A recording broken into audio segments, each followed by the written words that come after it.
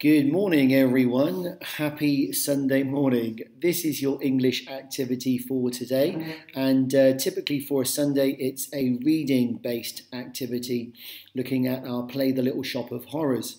Now, I need to show you this first of all. I've added to the front screen of the reading section, I guess, this little link here. It's a link for AR Bookfinder. Now, I know it can be quite a challenge, especially right now when you can't get out of your houses, to find AR books to do quizzes on. But some of you might have AR books in your house. Now, what you can do here is you can click this particular link, which will take you through to the AR Bookfinder website, and you can see if books in your house have got AR quizzes that you can take. Have a go, have a play with it, click on the link, it's quite easy to follow. If it works, fantastic. If it doesn't work for you first time, get in contact with your teacher and we can talk you through. Now then, this is your challenge English for today, to look for evidence in a text to support answers. You've got 7 questions here.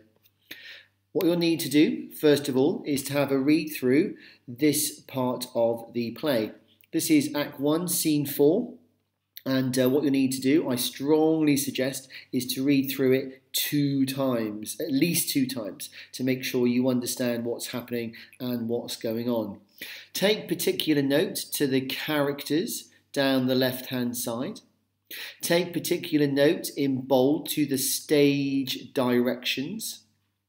And then when you've done that, take particular note of what each of the characters are saying. Remember, this is a play, so you're not going to see speech marks, but you will see other forms of punctuation as well.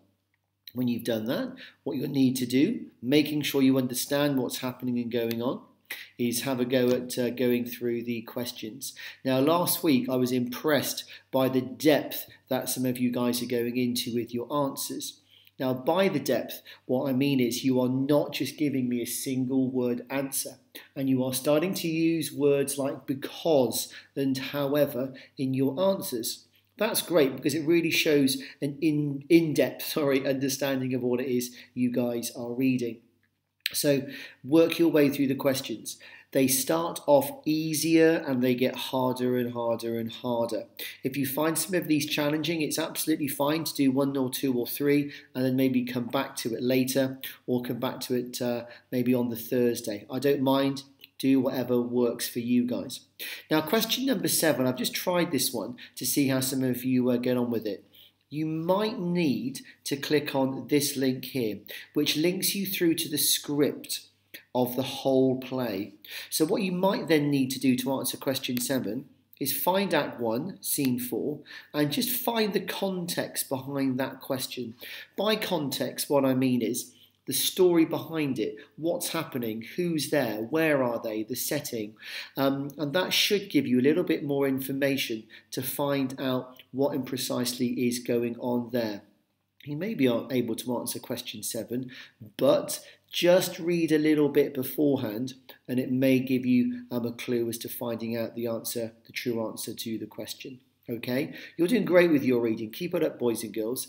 Have a great day, and I look forward to reading your answers a little bit later. All the best.